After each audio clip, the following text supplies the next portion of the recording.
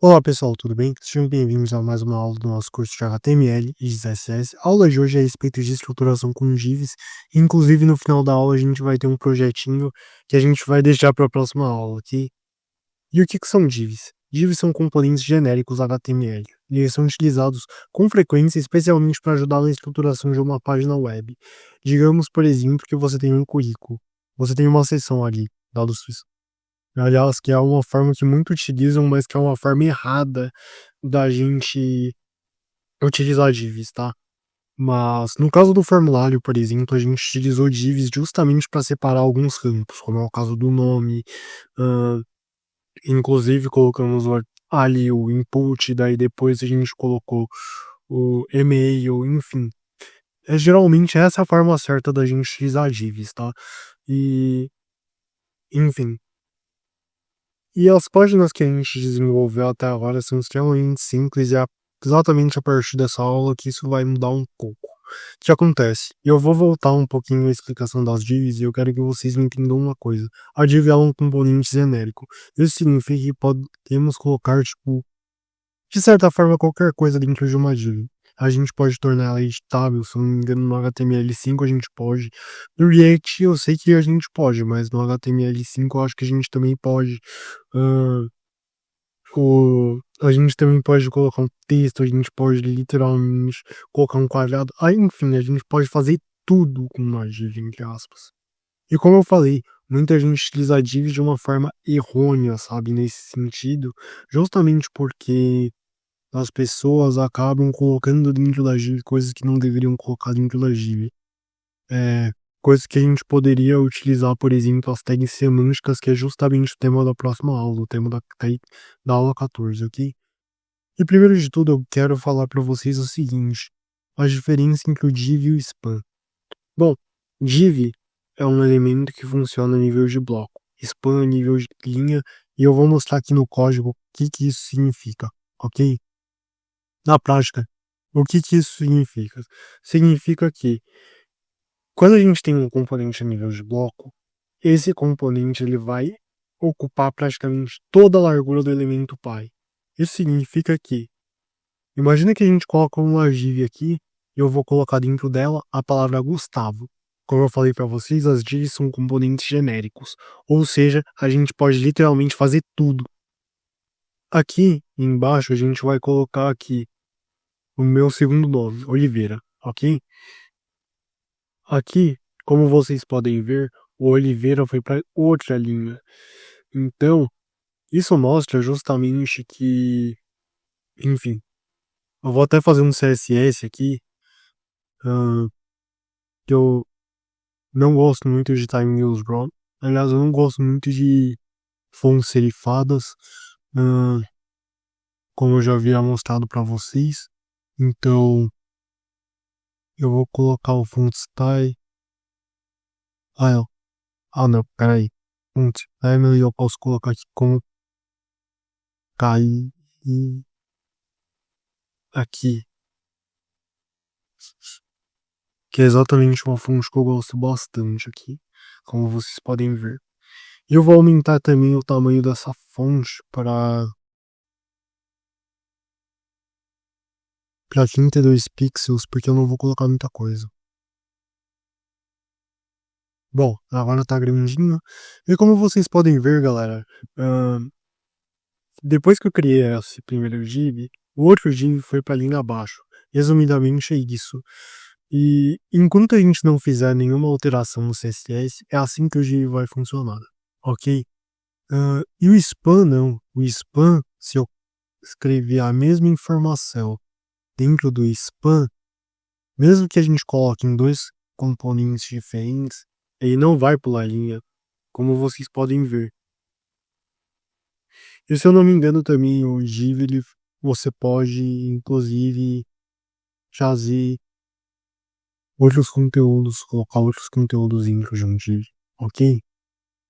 Então isso é uma coisa muito importante. E o exercício de sala que a gente tem é justamente a gente listar alguns times de algumas ligas de futebol. O que acontece? Como eu falei para vocês, O div ele serve exatamente para que a gente coloque outros componentes dentro de um div e para que a gente organize melhor a nossa página web, especialmente para isso. Bom, e é exatamente por isso que eu vou criar uma lista ordenada para cada um desses itens. E em primeiro eu vou colocar aqui nessa seção H2. Só para constar para vocês, essa daqui é uma forma errônea de utilizar o div, tá? Existe um outro componente chamado section para que a gente possa fazer esse tipo de coisa.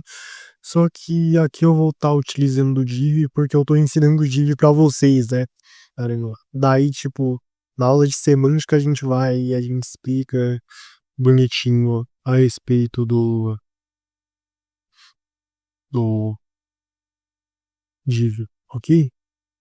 Aqui, quer dizer, aí a gente explica direitinho os componentes, tipo section, article, enfim.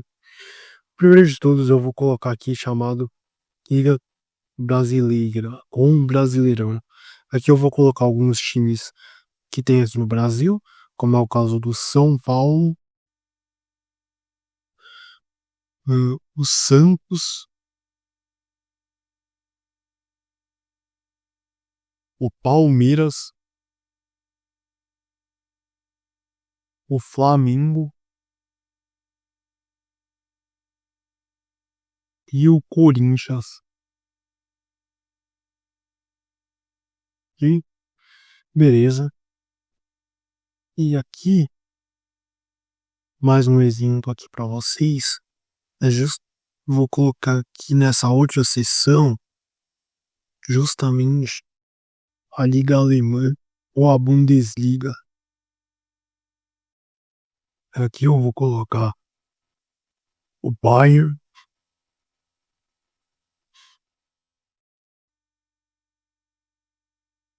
e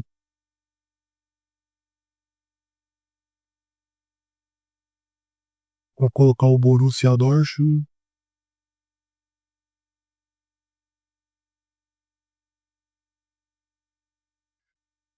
ah, o Hamburg, que é um dos maiores times da história da Alemanha, o Red Bull Leipzig e por fim o Bayer Leverkusen.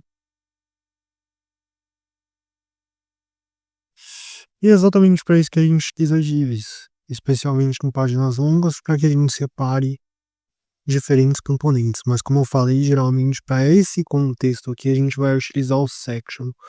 Um contexto em que a gente utiliza bastante divs, olha só, que é o contexto correto de utilização de divs, é exatamente dentro de um formulário. Como vocês podem ver, aqui dentro desse formulário, eu vou colocar um legends, e dentro desse legend eu vou colocar aqui formulário de contato.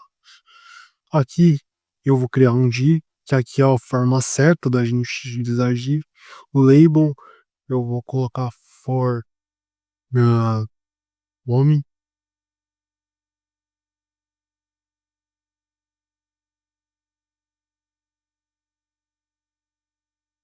E aqui eu vou colocar um input.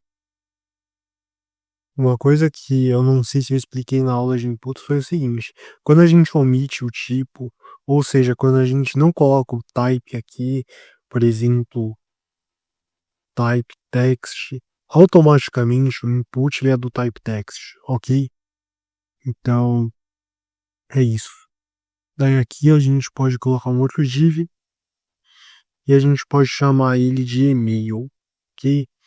For, quer dizer, a gente pode chamar esse input aqui de email. Eu acredito que isso facilita bastante, justamente para que a gente estilize esses inputs de forma separadas, ok? Então, é por isso que eu gosto bastante de utilizar divs, especialmente no contexto de formulários. E como vocês podem ver, automaticamente input ele tá ao lado do nosso label. Eu não queria que fosse assim. Muitas vezes eu configuro no CSS para colocar o input abaixo do label e utilizando algumas propriedades, como é o caso de form group, por exemplo, eu posso fazer essas modificações. O que que acontece? Já explicando aqui para vocês. Quando a exibição tá a nível de bloco, ou seja, na exibição padrão do HTML, o componente label e o componente input eles ficam um do lado do outro. E eu não gosto disso. Eu particularmente gosto de colocar, como eu falei para vocês, o input abaixo do label. Mas futuramente eu vou mostrar com CSS para vocês como a gente pode estar fazendo essa modificação se tudo der certo. Mas é isso, galera. É isso. Bom, e como eu falei, na próxima aula a gente vai ter um currículo. Eu vou ensinar para vocês como que a gente pode utilizar divs de forma errônea, tá? Que é exatamente a forma antiga como as pessoas utilizam divs. Se vocês forem trabalhar em sistemas legados, vocês vão ver provavelmente com muita frequência as pessoas utilizando divs dessa forma. Por que que eu quero falar para você? Aliás, por que que eu quero mostrar para vocês de forma errada como a gente pode utilizar divs? Porque eu quero que isso martele na cabeça de vocês. Pessoal, assim, divs e spans, não só divs e spans, como também sections, como também articles, como todos os componentes que a gente vai utilizar para componentizar partes da nossa página, e especialmente dividir partes da nossa página, estão aí para serem utilizados, especialmente para que a gente torne a nossa escrita de código muito mais legível, especialmente para outro programador. Eu acho muito mais legível, por exemplo, você criar uma div aqui, separando, como eu falei, esse label, aliás, separando esse label, esse input desse outro label e desse input, do que você fazer tudo isso, tudo junto. Então, se acostumem justamente a dividir pedaços da sua página web. Isso é muito importante, ok? E é isso, galera. É isso. Espero que vocês tenham gostado da aula. Se vocês gostaram, deixem um like de vocês. Comentem aqui embaixo o que vocês acharam. Compartilhem esse vídeo. Se inscrevam aqui no canal para não perderem nenhum tipo de conteúdo e nada do tipo. E é isso, galera. É isso. Falou, gente. Tchau.